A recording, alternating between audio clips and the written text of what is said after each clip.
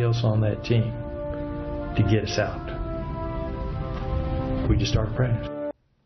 It's through these voices of veterans that we see the sacrifice of a few for the freedom of all. The Veterans Land Board is working to honor these veterans with a new video project. And here at details, please welcome Major James Crabtree and Jim Mickler with the Veterans Land Board. Good morning. Thank you, Mary. Good morning.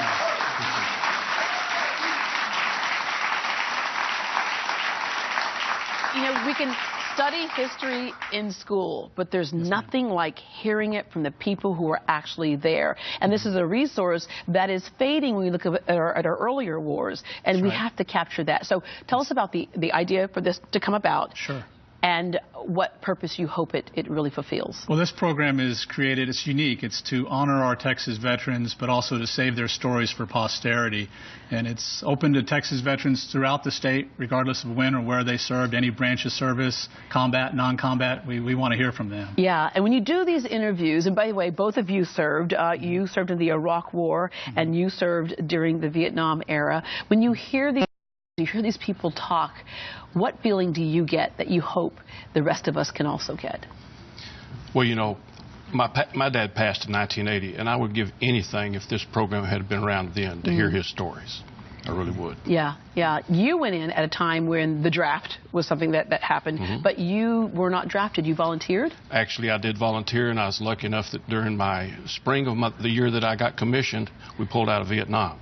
So I was one of the lucky ones that got in a little bit later, but I still honored my commitment to the Marine Corps because they honored theirs to me. Wow. All right. And so when you went in, what made you decide to go?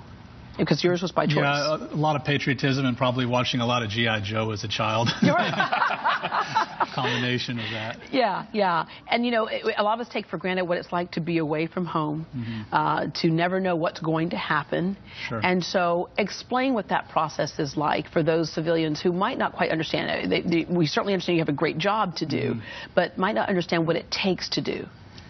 I think it's just focusing on the mission, and honestly, I think it's harder on the families and the loved ones left behind than it is those that are there engaged day to day, because for us, we knew what we were doing every day. Our loved ones didn't. You know, they were worried about a knock at the door if something happened. So I look back. And you see the news. You see the news headlines. You always have to wonder, is my loved one over there and involved in that as well? And just being away from home. You know, we oftentimes focus on the battle, which that's the thing that strikes fear in a lot of people. But just being away also can be hard. Yes, and as an officer, I had to counsel many of my Marines and their families, because this was a consideration we had to think about at the time. Yeah. So it very much is difficult, but at the same time, it helps you grow. We hear a lot of this in the voices of these veterans. That's right. And the other thing I think is so important about this is that we can hear collective stories that, again, through somebody else's eyes, as a journalist would report it. To hear the individuals is really interesting. What are some of the stories that really will stick with you?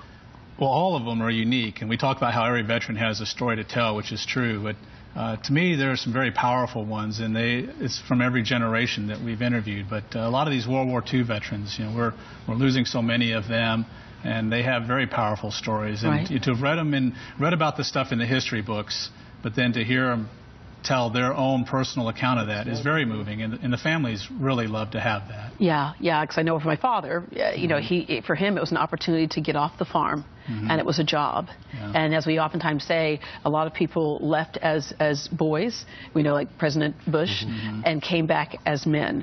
One of the questions that you posed to them was, what does freedom mean to you? That's right. This is a great new program that Commissioner Bush has kicked off, and he's a Navy veteran himself. And we're asking veterans all over the state of Texas to send us a quick 30-second video on their iPhone or however they want to send it to us, talking about what freedom means to them.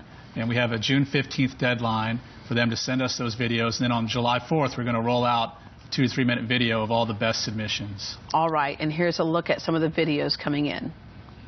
I'm a former POW in the Vietnam War, and freedom is very special to me because I went and fought for my country when duty called. Freedom to me means being part of a family with a shared understanding that freedom is not free. Freedom means a lot of things to a lot of different people, but to me, it just means the ability to express yourself and having your own voice. Wow. All right. I have to ask you too, what does freedom mean to you? I think freedom means having liberty and the ability to live your life as you best see fit without some tyrannical force imposing it upon you. That's probably the way I'd sum it up. Yeah. Freedom means to me that my grandsons don't have to worry about what they can be. They can be all they can be. All right. The Texas Veterans Land Board, tell us what this board does.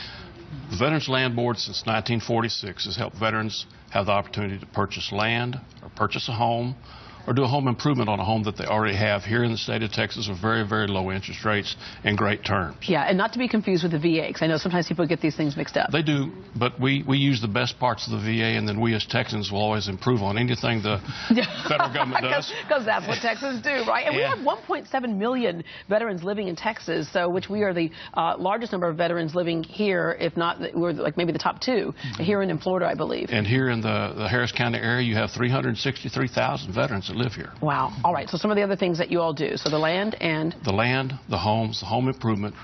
But, you know, this weekend we talk about the last great measure that folks gave us. We also take care of 4 veteran cemeteries in the state, as well as currently 8 nursing homes. We're going to build another nursing home here in the Houston area in the very near future. Wow. All right. Well, I have to say, I mentioned earlier that my father passed away in February, and we were going through the funeral services, and we held it together. And the thing that made us break down is when we saw this right here. Because I know for my dad, he would have been so proud that these young men and women were carrying his coffin.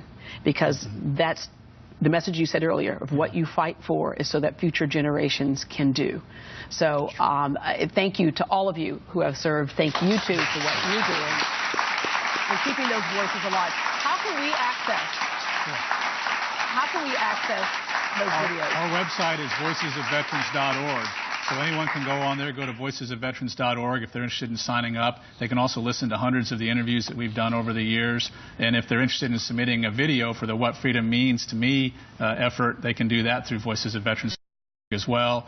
And I should mention that all the great programs we have, they can go to texasveterans.com to access that. Yeah, and I hope that this is in every school district in the country, because kids need to hear that firsthand. They need to understand that firsthand. Well, to learn more about the Voices of Veterans Oral History Program and how you can get involved, again, you can visit voicesofveterans.org or call this number. It's 1-800-252-VETS, 1-800-252-VETS. And we also have a link to the Veterans Land Board's website at greatdayhouston.org.